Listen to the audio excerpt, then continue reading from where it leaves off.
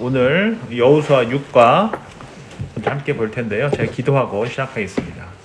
좋으신 주님 감사합니다. 또 주의 은혜 가운데 또 좋지 않은 날씨 가운데도 또 주의 말씀을 받기 위해 함께 모였습니다. 이 시간 함께 해주시고 또 믿음으로 살아가는 것이 무엇인지 다시금 한번 점검할 수 있는 복된 시간 되게 해주십시오. 예수님의 이름으로 기도합니다. 아멘. 예, 오늘 함께 나누실 하나님의 말씀은 여호수아서 2장 1절 말씀부터 14절까지의 말씀인데요. 우리 1절 말씀 우리 한 목소리로 읽도록 하겠습니다. 여호수아서 2장 1절 말씀 우리 함께 읽습니다. 눈의 아들 여호수아가 시딤에서 두 사람을 정탐꾼으로 보내며 이르되 가서 그 땅과 여리고를 엿보라 하매 그들이 가서 라합이라 하는 기생의 집에 들어가 거기서 유숙하더니. 아멘. 예, 이제 우리 지난주에 이제 함께 살펴본 것처럼 참된 안식의 땅으로 이제 들어가게 되는 이제 여정 속에서 이제 첫 번째 마주하게 되는 그 여리고성, 너무나 잘 아는 이 여리고성에 관련된 이야기를 함께 이제 살펴보려고 하는데요. 우리가 이제 모세의 리더십에서 이제 여호수아의 리더십으로 넘어가게 되면서 갈릴리가 있고 요단강이 있고 사해가 있는데 이 요단강 동편에서 이제 약속의 땅이라고 하는 이 가나안 땅을 쫙 바라보면서 여호수아가 이제 1장을 통해 하나님의 말씀을 받은 거죠. 그리고 강하고 담대해라. 그리고 약속의 땅을 이미 너에게 주었으니 믿고 가라 라고 말씀해 주시고 말씀을 지킬 때에도 강하고 담대해야 된다 라고 이렇게 말씀해 주신 것을 우리가 함께 1장을 통해서 이제 살펴보게 됐고요. 이제 2장에서 이 요단강 동편에서 약속의 땅으로 나아가는 데 있어서 그 여호수아가 정탐꾼을 이제 보내는 내용을 오늘 이제 살펴보게 되는데, 이미 이스라엘과 함께 하신 그 하나님에 대한 소문이 이 가나안 땅에 쫙 퍼져서 그들이 이미 얼어 있는 그러한 모습을 이제 오늘 이제 함께 살펴보면서 이게 믿음으로 살아가는 게 정말 뭔가, 또 믿음이란 뭔가, 왜 믿음이 이렇게 힘이 있는가를 좀 한번 좀 살펴보는 그런 복된 시간이 되었으면 좋겠습니다. 오늘 이제 같이 말씀의 뜻 헤아리기 볼 텐데요. 우리 1절 말씀을 우리 박준 유사님께서 좀 읽어주시면 감사하겠습니다. 눈의 아들 여호수아가 시딤에서 두 사람을 정탐꾼으로 보내며 이르되 가서 그 땅과 여리고를 엿보라 하매 그들이 가서 라합이라 하는 기생의 집에 들어가 거기서 유숙하더니. 예, 1번 보겠습니다. 가나안 입성을 앞두고 여호수아와 이스라엘은 약속과 사명을 점검하게 됩니다. 이제 여호수아의 눈은 내부에서 외부로, 즉 가나안의 첫 관문인 여리고를 향하게 됩니다. 여호수아가 지시한 작전은 무엇입니까? 무엇을 지시하게 되죠? 여기 1절에 보면은 이 시딤이라는 곳에서 두 사람을 무엇으로 보냅니까? 정탐꾼으로 보내서 이제 그 땅과 여리고를 뭐하라고 말씀하세요? 엿보라 라고 이야기를 하는 것을 보게 됩니다. 이 본문을 보면서 우리가 계속 비교하면서 봐야 되는 게 어디라고 그랬었죠? 이 가데스 바니아라는 곳에서 12명의 이 정탐꾼이 가나안 땅에 올라갔다가 2명은 믿음을 갖고 오고 10명은 불신앙을 갖고 왔다가 가나안에 들어가지 못하고 40년 동안 광야 생활을 하게 되잖아요. 근데 이제 약속의 땅으로 들어가는데 여호수아가 몇 명을 보내게 돼요? 2명을 보내게 돼요. 12명이 아니고 이번에는 2명을 보낸다라고 하는 것이 왜 그럴까? 왜 이렇게 했을까라고 하는 것을 한번 좀 생각해 보게 되고, 이 숫자가 중요한 것이 아니라 믿음을 가지는 것이 중요하다라는 것을 좀 강조하고 있는 것이 아닌가라는 생각이 들고요. 숫자가 너무 많이 거기도 보내서 또 불평하면 안 되잖아. 그것도 충분히 있을 수 있는 이야기고요. 그래서 이 2라고 하는 숫자가 본인과 갈렙을 상징하는 숫자일 수도 있고 아무튼 숫자가 중요한 게 아니다라고 하는 것을 좀 명백하게 이야기하고 있다라고 저는 보고요. 이 두 번째로는 이제 여호수아가 12명의 정탐꾼으로서 가나안 땅에 들어갔었잖아요. 근데 이제는 지휘관으로서 2명의 정탐꾼을 뭐 하게 돼요? 보내는 입장이 된 거예요. 그러니까 마음이 어땠을까?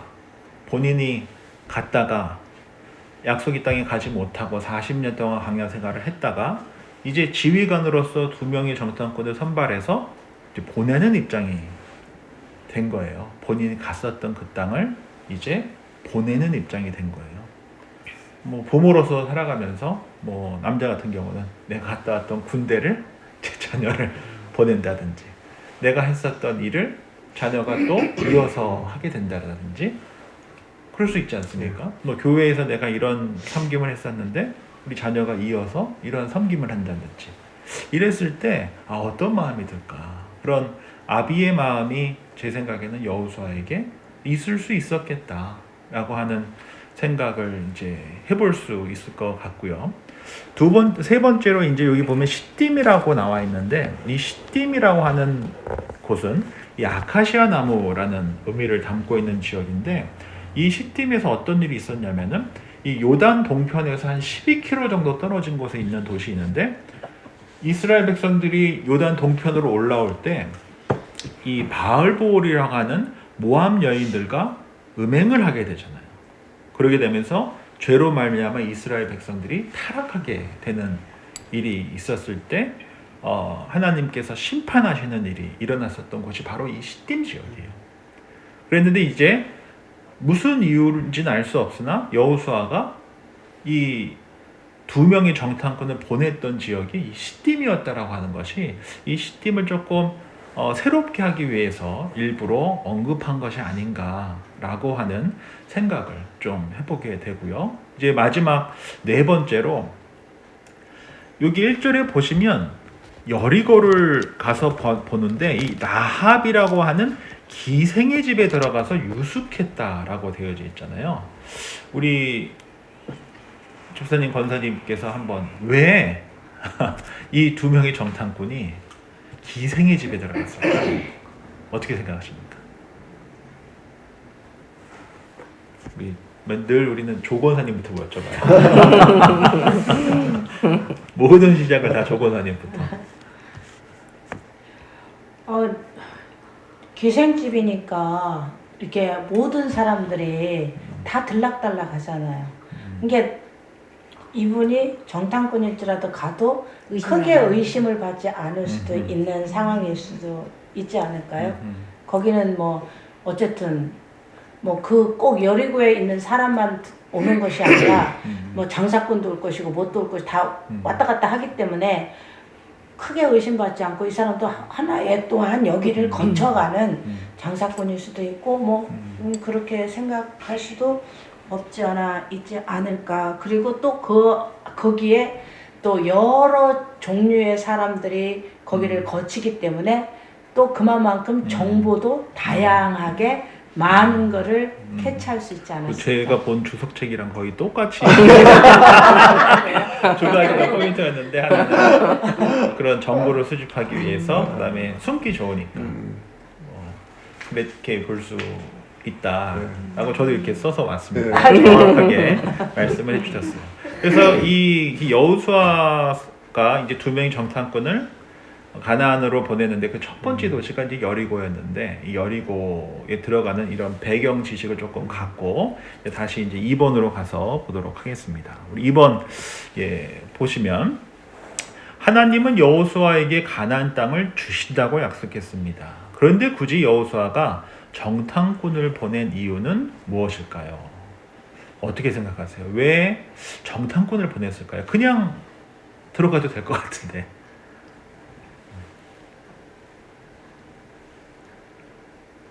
우리 박미라 집사님은 어떻게 생각하십니까? 왜?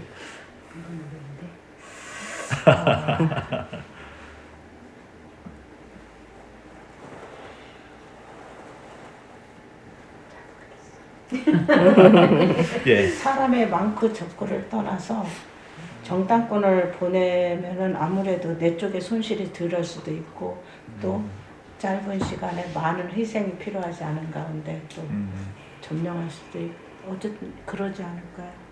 예, 너무 잘 말씀을 해주셨어요. 근데 여호수아가 하나님께 약속을 받았잖아요. 이거는 사명일 수 있고 비전일 수 있잖아요. 근데 그 비전을 받았을 때 사명자는 이것을 구체적으로 실행하는 게 참 중요하잖아요. 근데 이제 여호수아는 지금 이렇게 두 명의 정탐꾼을 보내서 구체적으로 어떻게 실행을 할까 이렇게 계획하고 준비하는 것을 보게 되는 것이 참으로 훌륭한 리더가 아닌가라는 생각이 들어요. 그러니까 저희가 뭐 교회 사역을 할 때도 그렇고 또 개인의 삶 속에서 지금 주어진 삶의 자리에서 이렇게 하시는 직장 일도 그렇고 가정도 그렇고 다 사명받고 하는 거거든요. 제가 좋아하는 그 한 목사님이 페어렌팅이라는 책을 쓰신 목사님이 그 첫 번째 그 챕터 제목이 콜링이에요. 콜링, 부르심. 그러니까 부모는 부르심이다라고 이야기를 했거든요. 그러니까 하나님께서 우리를 부모로 부르셨다는 거예요. 그리고 자녀를 양육하고 가정을 세우도록. 근데 우리는 많은 경우 부모가 부르심이라고 생각하지 사명이라고 생각하지 않고 살아가는 경우가 많은데 하나님께서 저와 여러분들을 부모로 부르셨다라고 하는 사실을 기억하고 살아갈 때 우리가 이제 자녀들을 유아 세례하고 그다음에 믿음으로 잘 양육한 다음에 이제 입교시켜서 스스로 자립하여서 이제 신앙생활 할 수 있도록 최선을 다하는 삶이 저는 이제 그리스도인 부모들이 해야 할 가장 중요한 사명이라고 생각을 하고 제가 우리 이삭 선생님한테도 늘 하고 또 우리 조선 집사님도 이제 저희 교육부 부장 집사님이시니까 늘 드리는 말씀이 중고등부에서 가장 중요한 것은 교리 교육을 통해서 입교 또는 세례를 받도록 잘 안내하는 거다. 대학 들어가기 전에 세례받고 입교하고 나갈 수 있도록 하는 게 아무튼 사역의 목표다. 이렇게 제가 명확하게 말씀을 드렸거든요. 그게 쉽지 않아요. 그 부모도 굉장히 긴장하게 되고 안 한다 그러면 어떡하지? 그럴 수 있잖아요. 저도 부들부들 떨었거든요. 우리 아들이 안 한다고 하면 어떡하지? 우리 딸이 안 한다 그러면 어떡하지? 그런 생각이 들 수 있단 말이에요. 그래서 우리가 사명을 받고 이제 구체적으로 잘 준비하고 하는 것이 저는 굉장히 중요하다라고 생각이 들어요. 저희가 이번에 주일학교를 정말 갑작스럽게 그 주일학교 예배를 따로 드리게 된 거예요. 사실은 왜냐하면은 우리 선생님들이 2년 동안 예배를 못 드리셨어요. 주일 예배를. 그래서 이제 주일 예배를 함께 드리고 싶다는 얘기를 제가 1년 전부터 계속 들었는데 뭐 상황이 뭐 어떻게 할 수가 없으니까 그냥 그러고 있다가 더 할 수 없는 상황이 된 것 같아서 고민을 하다가 이제 간사님한테 전화를 드렸죠. 이제 비자 문제가 잘 해결된 것 같다는 소식을 듣고 전화를 드렸더니 본인들도 기도를 하고 준비하고 있었다는 거예요. 그래서 어떠한 형태로든 교회에서 이제 사역을 본인도 이제 하고 싶다. 이제 1년 좀 다 돼 가시니까 그 얘기를 이제 하셔서 이제 운영이 통해서 이렇게 좀 어렵지만 그래도 이렇게 좀 하게 했는데 지금 딱 3주 지났거든요. 근데 그 3주 동안 이 교회 학교에서 얼마나 많은 일이 있었는지 몰라요. 3주 동안 벌써 1년 계획안 다 짜서 저한테 주셨고요. 그 다음에 뭐 예산, 뭐 행사, 애들 뭐 표, 예배 순서 이런 거를 3주 만에 그냥 차차차작 해가지고 저한테 주셨어요. 물론 이제 제가 런던에서 사역할 때 교육부 총괄 목사로 있었기 때문에 제가 이렇게 정리해서 지금 런던 교회에서도 지금 그대로 하고 있는 교육 요람이 있어요. 그 요람을 샘플로 드려서 이렇게 좀 해서 주시면 감사하겠습니다라고 말씀을 드리긴 했지만 그거를 제가 드린 대로 쫙 해가지고 주신 거를 보면서 이렇게 무슨 사명을 딱 받았을 때 이 사명을 받은 자가 여호수아처럼 준비해서 구체적으로 어떻게 실행해 나갈 것인지 이렇게 하는 것이 참으로 중요하지 않나라는 생각을 해보면서 우리 잘 아는 우리 잠언 16장 9절 말씀에 사람이 마음으로 자기의 길을 계획할지라도 그 걸음을 인도하시는 자는 여호와신다라고 하는 말씀처럼 하나님께서 물론 그 길 인도하시지만 우리가 마음으로 계획하고 최선을 다해서 이렇게 준비하고 앞으로 나아갈 때 하나님의 그 1%, 99% 우리 노력 있어도 안 되잖아요. 근데 마지막 그 1%가 그 은혜 아닙니까? 하나님의 은혜가 탁 이렇게 스파크를 쳤을 때 일이 자자자 일어나는 일이 얼마나 많아요. 하나님께서 저는 99를 주시지 않는다고 생각해요. 1을 주신다고 생각해요. 저희가 열심히 노력할 때 그 1을 탁 넣어주시면서 일이 탁 스파크가 일어나게 하신다라고 저는 믿기 때문에 저희가 교회 사역에서나 가정에서나 주어지신 그 삶의 자리에서 사명을 받으셨을 때 이렇게 준비해서 최선을 다하는 모습이 중요하지 않나라는 생각을 해보게 됩니다. 우리 이제 3번 보도록 하겠습니다. 이제 3번 볼 텐데요. 우리 2절 3절 말씀을 이렇게 순서대로 하나씩 이렇게 좀 읽어주시면 감사하겠습니다. 어떤 사람이 여리고 왕에게 말하여 이르되 보소서 이 밤에 이스라엘 자손 중의 몇 사람이 이 땅을 정탐하러 이리로 들어왔나이다. 여리고 왕이 라합에게 기별하여 가로되 내게로 와서 내 집에 들어간 사람들을 끌어내라. 그들을 이 온 땅을 탐지하러 왔느니라. 계속 있는 거예요? 그 다음에 이제 4절부터 6절까지를 우리 두 분께서 좀 나눠서 읽어주시면 감사하겠습니다. 그 여인이 그 두 사람을 이미 숨긴지라 이르되 과연 그 사람들이 내게 왔었으나 그들이 어디에서 왔는지 나는 알지 못하였고 그 사람들이 어두워 성문을 닫을 때쯤 되어 나갔으니 어디로 갔는지 내가 알지 못하나 급히 따라가라. 그리하면 그들을 따라잡으리라 하였으나 그가 이미 그들을 이끌고 지붕에 올라가서 그 지붕에 벌려놓은 삼대에 숨겼더라. 감사합니다. 이제 3번 보면 여리고 성에 몰래 잠입한 두 정탐꾼 소식이 여리고 왕의 귀에 들어가게 됩니다. 바로 그때 여리고 성에 사는 기생 라합은 두 정탐꾼을 도와줍니다. 그녀는 어떠한 도움을 주었습니까? 여기서 먼저 2절 3절을 봤을 때 어떤 사람이 여리고 왕에게 말하여 이르되 보소서 이 밤에 이스라엘 자손 중 몇 사람이 이 땅을 정탐하러 이리로 들어왔다라고 이미 이야기를 한 걸 볼 수 있어요. 그러니까 자신을 이렇게 숨기기 위해서 기생의 집에 들어갔는데 되질 않았던 거예요. 그냥 바로 발각이 됐던 거예요.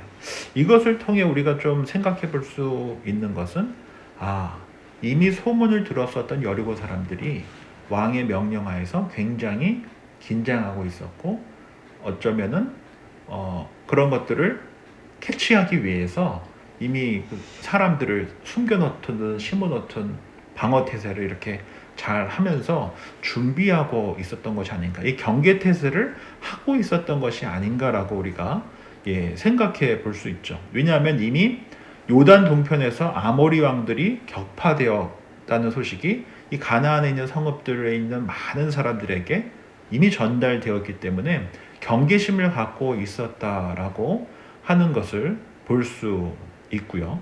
두 번째는 그럼에도 불구하고 하나님께서 예비해 두신 여인 라합이 그들을 숨겨뒀다는 거예요. 그러니까 그렇게 경계 태세가 아주 강력하게 되고 있었던 상황에도 하나님께서는 하나님의 여인 라합을 통해 그들을 숨겨 주셨다라고 하는 것을 볼 수 있고요.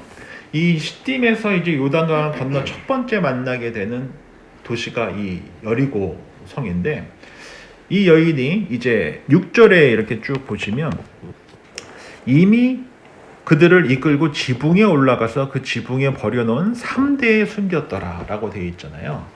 이제 숨겨졌는데 어디서 숨겼냐면 이 3대라고 하는 이 세마포를 말려놓은 곳에, 옥상에 있는 곳에 이제 말려놓은 곳에 그것을 숨겨놓고 있었다라는 것이에요. 이 3대를 이 세마포를 말릴 때 그 냄새가 굉장히 지독하다라고 해요. 그리고 축축하다고 하기 때문에 사람들이 그 근처에 이제 안 갔던 것이죠. 그래서 그곳에 그 지독한 냄새를 맡으면서 숨어 있었다라고 하는 것을 볼 수가 있고, 그 다음에 7절에 보시면 그 사람들은 요단 나루터에 그들을 쫓아갔고 그들을 뒤쫓는 자들이 나가자 곧 성문을 닫았더라라고 되어져 있는데요. 이 내용이 무슨 내용이냐 하면 이제 보고를 받은, 즉 라합의 집에 이 정탐꾼들이 들어갔다라고 하는 이야기를 듣고 이들을 잡기 위해서 지금 사람들이 보내졌는데, 그 여인이 뭐라고 이야기하냐면 4절 5절에 보면 그 여인이 두 사람을 이미 숨긴지라 이르되 과연 그 사람들이 내게 왔었으나 그들이 어디에 왔는지 나는 알지 못하였고 그 사람들이 어두워 성문을 닫을 때쯤 되어 나갔으니 어디로 갔는지 제가 알지 못하나 급히 따라가라 그리하면 그들을 따라 잡으리라 라고 이야기를 해주고 있는 것을 볼 수가 있는 것이에요. 지금 이 여인이 얼마나 대단한가를 우리가 좀 생각해 볼 필요가 있어요. 이 여인이 이러한 극박한 상황 속에서도 얼마나 머리가 좋았는지 아니면 믿음이 강했는지 알 수 없으나 지금 성문으로 나갔다라고 이야기를 하고 있잖아요. 그 당시에 이제 여리고성 같이 우리 영화에 보면 이게 성이 있으면 아무도 못 올라오게 이렇게 성이 이렇게 있고 딱 하나 뭐가 있습니까? 성문이 있잖아요.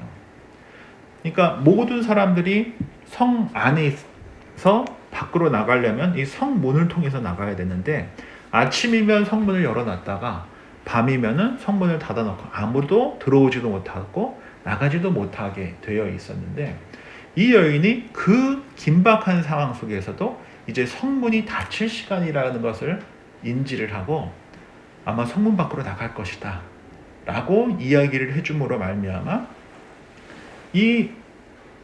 이들을 쫓아왔었던 이들이 찾아보고 없으니까 성문 밖으로 나가고, 요 뒤에 있는 본문에 보면 뒤쫓는 자들이 나가자 곧 성문이 어떻게 됐다라고 이야기하고 있어요?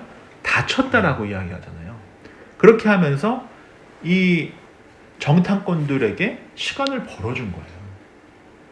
늦은 밤이면 문이 닫아버리니까 이제 이 사람들이 다시 돌아올 수가 없잖아요. 자신 이 라합의 집에.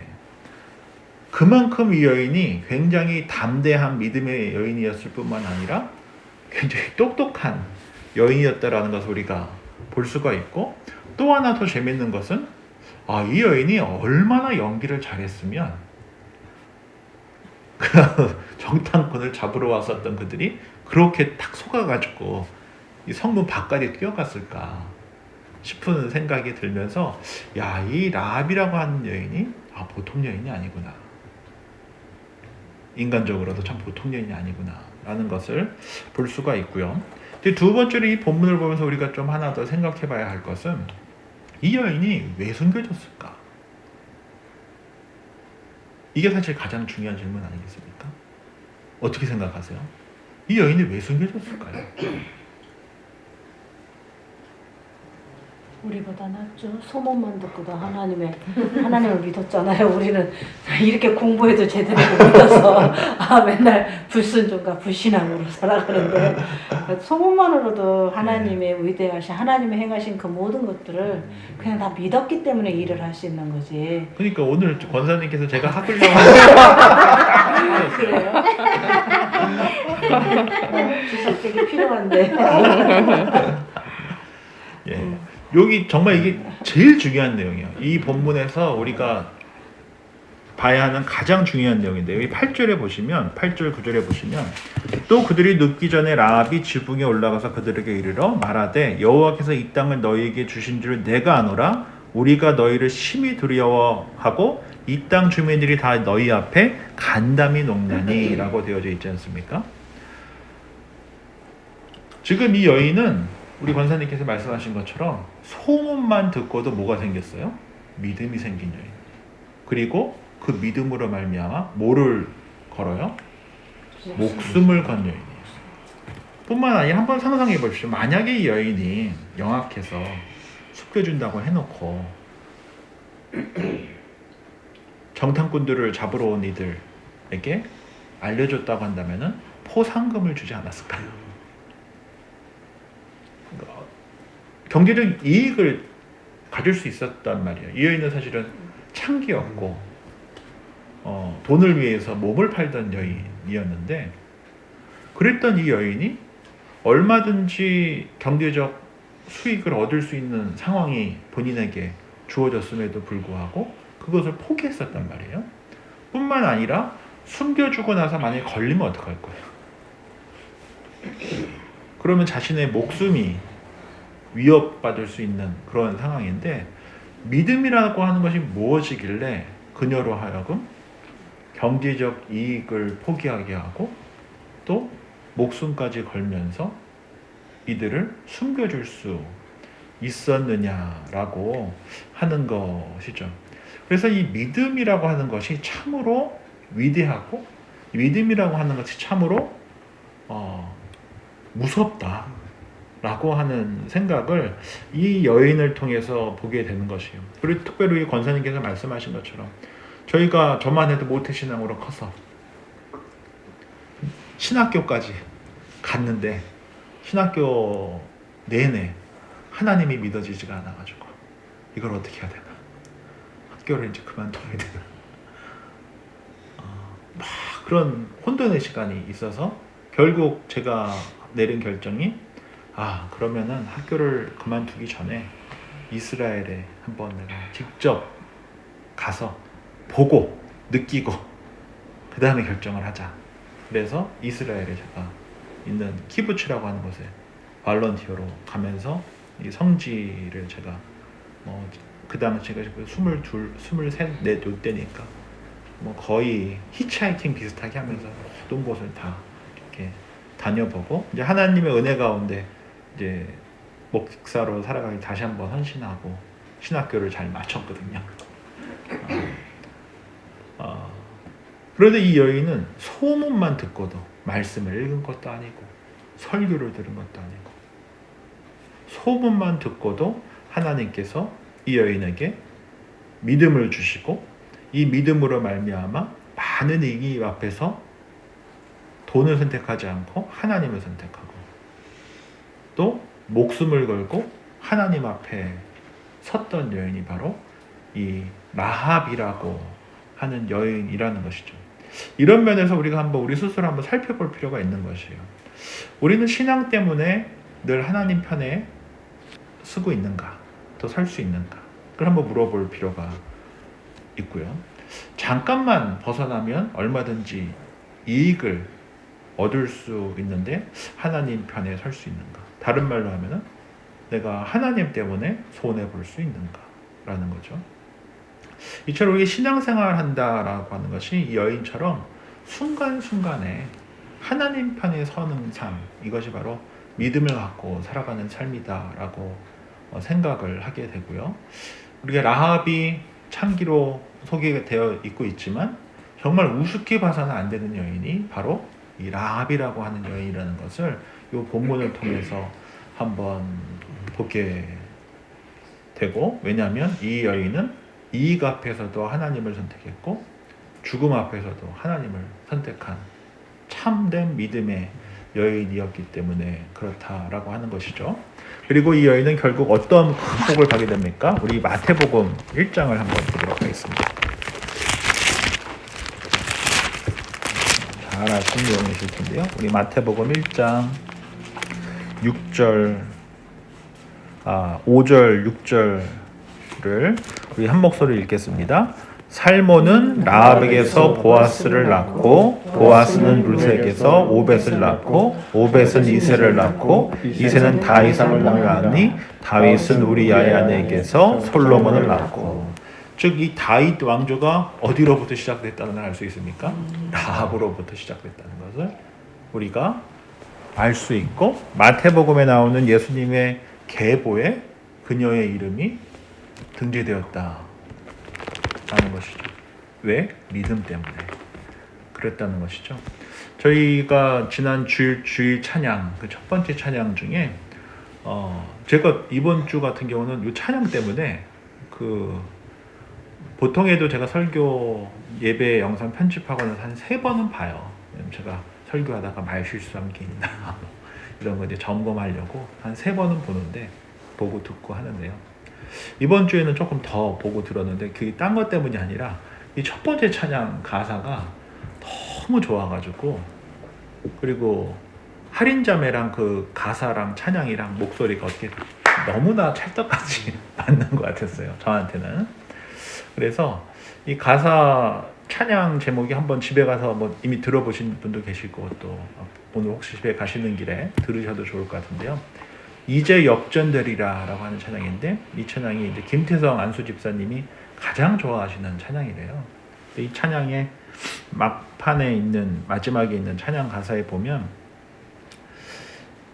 너 기도를 멈추지 마라. 내가 너의 그 모든 상황을 바로 역전시키리니 너 기도를 멈추지 마라. 내가 잠시도 쉬지 않고 모든 걸 지켜보고 있으니 바로 역전되리라. 이제 역전되리라. 이 찬양의 가사가 뭐 저를 이렇게 좀 이번 주 내한테 예. 내내 저한테 주신 찬양이었는데. 예, 아마 많은 분들이 그러셨던 것 같아요. 그래서 저에게도 그러면서 믿음이란 것이 바로 이것이 아닌가. 아마 이 라합이 갖고 있었던 믿음이 비록 당장 눈앞에 보이는 이익을 갖지 못하고 어쩌면 자신의 목숨이 어떻게 될지도 모르는 위협한 상황이지만 믿음을 갖고 기도하면서 이들을 숨겨준 거죠. 이것은 목숨을 건 믿음의 행위였던 거잖아요. 왜? 하나님께서 보고 계시고 하나님께서 반드시 역전시킬 것이다 라고 하는 그 믿음 때문에 이러한 결정을 할 수 있지 않았을까라는 생각을 해보게 됩니다. 우리 4번 보도록 하겠습니다. 우리 4번 보시면 라합의 행위는 발각되면 손해와 비난은 물론 목숨까지도 위태로운 것이었습니다. 몰래 숨어 들어온 적의 정탐꾼을 숨겨준 라합의 행위에 대해 당신은 어떻게 생각하십니까? 또한 신약성경은 어떻게 평가하고 있습니까? 우리 이제 히브리서 11장 31절을 한번 보도록 하겠습니다. 히브리서, 우리 믿음장이라고 하는 우리 히브리서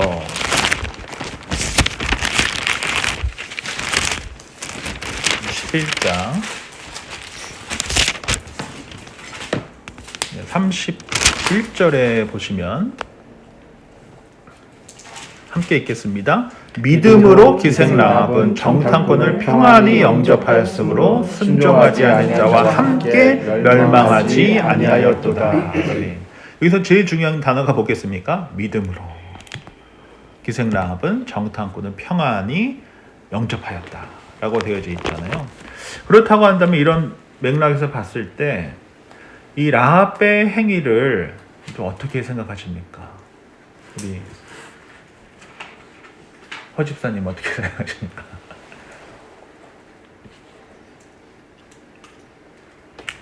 목사님 이미 다 말씀하시지 네. 않으셨나요?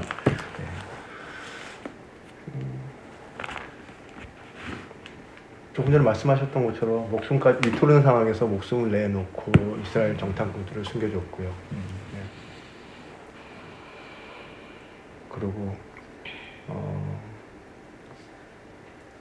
조금 전에 우리가 마태복음에서도 읽었듯이 예수님의 족보에 들어갈 수 있는 그런 영광을 얻은 것 같습니다. 네. 결국 이게 제일 중요한 게 믿음의 행위를 했다라고 하는 거죠. 이게 믿기만 한 것이 아니고 믿음의 행위를 했다라고 하는 것이 굉장히 중요한 것이죠. 그래서 히브리서에 또 보면 믿음으로 기생 라합은 정탐꾼을 평안히 영접하였다라고 되어져 있는 것이고요. 또 야고보서 2장 25절에 보면 행함으로 의롭다함을 받았다라고 이야기하고 있기 때문에 결국 그녀의 행위는 믿음이다. 그렇죠? 우리 집사님께서 말씀해 주신 것처럼 또 믿음의 행위다라고 하는 것을 우리가 기억하는 것이 참으로 중요하다라고 생각이 듭니다. 사실은 이러한 것이 구약 성경에서도 여러 번 나오게 돼요. 대표적인 내용을 우리 한번 좀 찾아봤으면 좋겠는데요. 우리 출애굽기 1장 보도록 하겠습니다. 창세기 출애굽기.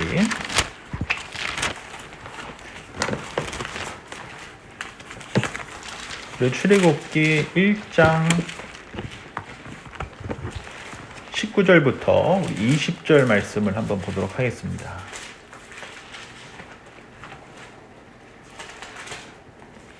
우리 한 목소리 있습니다. 산파가 바로에게 대답하여 내 이브리 여인은 애굽 여인과 같지 아니하고 건장하여 산파가 그들에게 이르되 전에 하였나이다 하며 하나님이 그 산파들에게 은혜를 베푸시니 그 백성은 번성하고 매우 강해지니라. 지금 믿음을 갖고 이 산파들이 믿음의 행위를 한 거죠.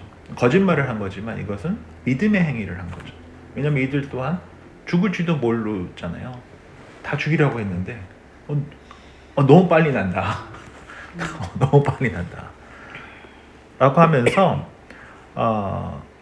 이스라엘 백성들이 이 일로 인해서 번성할 수 있었던 것이죠. 또 하나 우리가 살펴본다면 우리 사무엘하 15장을 한번 보도록 하겠습니다. 사무엘하 15장.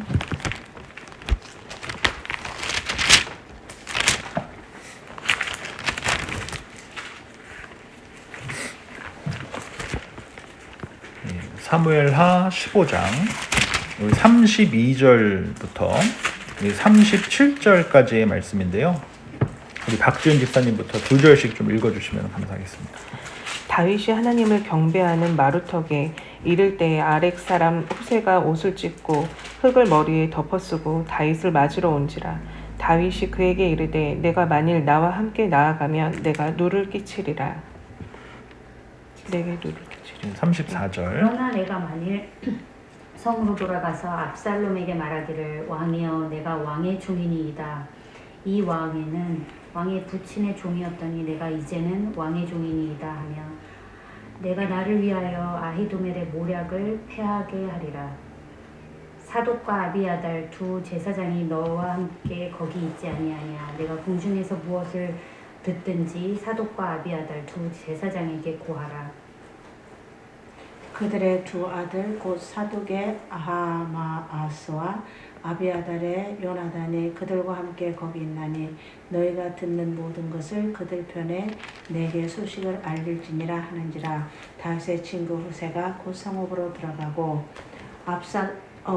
마지막이네요. 압살롬도 예루살렘으로 들어갔더라. 여기 이제 후세에 대해서 저희가 좀 잠깐 보면 좋을 것 같은데요. 지금 이 압살롬이 반역을 함으로 말미암아 다윗이 쫓겨나게 돼요. 아들한테 쫓겨난 거예요. 근데 더 기가 막힌 것은 이 다윗에게 있어서 이 스승과 같은 지략가였었던 아히도벨이 다윗과 함께 있지 않고 누구랑 있게 돼요? 압살롬이랑 있게 된 거예요. 그래서 이제 압살롬이 계략을 어떻게 주냐면 이제 지금이라도 당장 가서 다윗 군대에 들어가서 전멸시켜야 된다 라고 이야기를 했는데 후세가 자신의 본 마음을 감추고 누구한테 들어가요? 다윗을 살리기 위해서 압살롬에게 들어간 거예요. 그리고 그곳에 들어갔는데 이 압살롬이 아히도벨의 말보다 후세의 말을 더 믿게 되고 결국 어떻게 됩니까? 바로 진격해서 진멸시키지 않음으로 인하여서 오히려 다윗이 압살롬을 잡으러 가게 되는 결정적인 계기를 마련하게 되고 결국 압살롬은 긴 머리카락이 나뭇가지에 걸려서 거기서 이렇게 죽게 되지 않습니까? 이처럼 이 후세가 자신의 목숨을 걸고 다윗을 지키기 위해서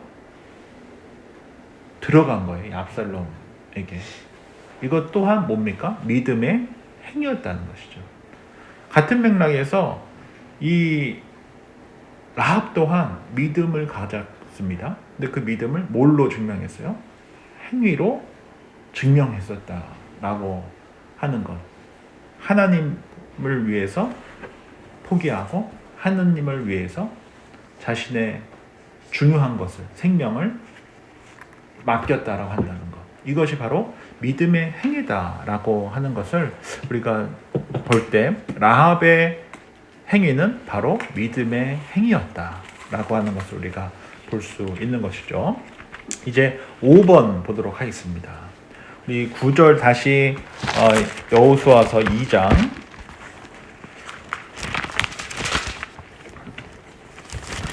9절과 10절 말씀을 우리 박 집사님께서 또 읽어주시면 감사하겠습니다. 말하되 여호와께서 이 땅을 너희에게 주신 줄을 내가 아노라. 우리가 너희를 심히 두려워하고 이 땅 주민들이 다 너희 앞에서 간담이 높나니 이는 너희가 애굽에서 나올 때 여호와께서 너희 앞에서 홍해물을 마르게 하신 일과 너희가 요단 저쪽에 있는 아모리 사람의 두 왕 시온과 옥에게 행한 일 곧 그들을 전멸시킨 일을 우리가 들었음이니라. 예, 감사합니다. 5번 보면 간담이 높고 정신을 잃을 지경에 빠진 여리고성 사람 중에 유독 라합은 정신을 차리고 정탐꾼을 숨겨주었습니다. 그렇게 한 이유가 그녀가 알았고 들었기 때문입니다. 라합이 알았고 들었던 것은 무엇입니까? 9절에 보면 안 것이 무엇이죠? 여호와께서 이 땅을 너희에게 주신 것을 내가 안다. 그리고 들은 것이 무엇입니까? 애굽에서 나올 때 여호와께서 홍해물을 마르게 하신 일과 요단 저쪽에 있는 아모리 사람의 두 왕 시온과 옥을 전면시킨 일을 우리가 들었다라고 이야기하고 있는 것을 보게 되죠. 즉, 이 여인은 이 땅이 이미 너희에게 하나님께서 주셨다라는 것을 안다라고 했어요. 이거 엄청난 믿음의 고백 아니겠습니까? 그리고 이미 홍해를 갈라 건너게 하신 사건과 그리고 요단 동편에서 아모리 사람의 두 왕을 전멸시켰다라고 하는 그 내용에 대해서 이미 알고 있었고 그로 말미암아 믿음을 갖고 믿음의 행위로 옮겼다라고 하는 것이죠. 다른 말로 하면 참으로 믿음이라는 것이 힘이 있게 이 여인으로 하여금 소문만 듣고도 믿음을 갖게 되었다라고 하는 것이 참으로 근사한 일이 아닌가라고 하는 생각을 하게 되고요. 이어서 이제 11절 말씀에 보면 제가 읽어드립니다. 우리가 듣자 곧 마음이 녹았고 너희로 말미암아 사람이 정신을 잃었나니 너희의 하나님 여호와는 위로는 하늘에서도 아래로는 땅에서도 하나님이시니라 라고 이렇게 아름다운 신앙의 고백을 이 여인 스스로 하게 되는 것을 보게 되고요. 그 다음에 12절에 보면 그러므로 이제 청하노니 내가 너희를 선대하였은즉 여기서 이제 선대하다에다 공표를 치시면 좋은데요. 이 선대하다라고 하는 이 히브리어가 헤세드예요. 하나님의 사랑을 뜻하는 히브리어 헤세드. 이 하나님의 사랑으로 내가 너희를 선대했다는 거예요. 그러니까 자신의 목숨을 걸고 이들을 구해준 거잖아요. 그렇기 때문에 이것이 헤세드 사랑이죠. 그러니 너희도 아버지의 집을 선대하도록 여호와로 내게 맹세하고 하나님의 이름으로 내게 맹세하고 내게 증표를 내라. 너희 또한 뭐 하라는 거예요? 선대, 헤세드의 사랑을 우리 가족에게 베풀어 주라 라고 이야기하고 있는 것이죠. 이 여인은 지금 믿음을 갖고 목숨을 걸고 이런 일을 한 것이니 너희도 목숨을 걸고 우리 가족을 구해주라 라고 이야기해주고 있는 것을 보게 되고요. 마지막 14절에 보면 그 사람들이 그에게 이르되 내가 우리의 이 일을 누설하지 아니하면 우리의 목숨으로 너희를 대신할 것이요. 그래서 이 정탐꾼들도 자신의 목숨을 걸고 너희에게 선대하겠다라고 이야기하고 여호와께서 우리에게 이 땅을 주실 때에는 인자하고 진실하게 너를 대우하리라 라고 말씀하고 있는 것이죠. 우리가 이 헤세드 사랑의 정점이 어디입니까? 십자가 아니겠습니까? 하나님께서 우리를 구원하시기 위해서 예수 그리스도를 대속물로 삼아주셨죠. 예수님의 생명으로 우리의 생명을 맞바꿔 주신 사건이 바로 십자가 사랑이지 않겠습니까? 그래서 하나님께서는 이 인자와 진실로 사랑과 진실로 그녀에게 믿음을 주셨고 그녀는 그 헷세대의 사랑으로 정탐꾼들을 숨겨주었고 정탐꾼들은 그 헷세대의 사랑으로 이제 이후에 라합의 가정을 구원하게 된다라고 하는 것을 보게 되는 것이죠. 그렇게 하나님께서 이스라엘 백성을 헷세대의 사랑으로 언약의 사랑으로 생명을 건 사랑으로 이스라엘 백성들에게 언약을 맺는다라고 하는 것이 무엇입니까? 양을 갈라놓고 피를 흘리게 한 다음에 그 양을 건너는 것이에요. 만약에 이 언약을 깨트리는 경우에 너희 또한 이렇게 될 것이다 라고 하는 피를 가르고 하는 생명을 건 언약이 바로 이 언약적 관계라고 하는 것이 아니겠습니까? 이러한 사랑을 보여준 위대한 여인이 바로 라합이고 이 라합의 이러한 헷세대의 사랑이 결국 이 십자가를 예표하고 있다라고 하는 것을 우리가 좀 살펴볼 필요가 있죠. 오늘은 이제 라합에 대해서 라합의 믿음에 대해서 보면서 우리가 믿음을 갖고 살아가는 것이 얼마나 큰 복인가. 그리고 믿음으로 살아간다는 것은 하나님을 늘 선택하며 살아가는 것이다 라고 하는 것. 그러할 때 하나님께서 그 헷세대의 사랑으로 우리의 삶을 책임져 주실 것이다, 구원할 것이다 라고 하는 그런 믿음을 갖고 살아가는 것이 중요치 않겠는가 라고 하는 것을 함께 살펴봤습니다.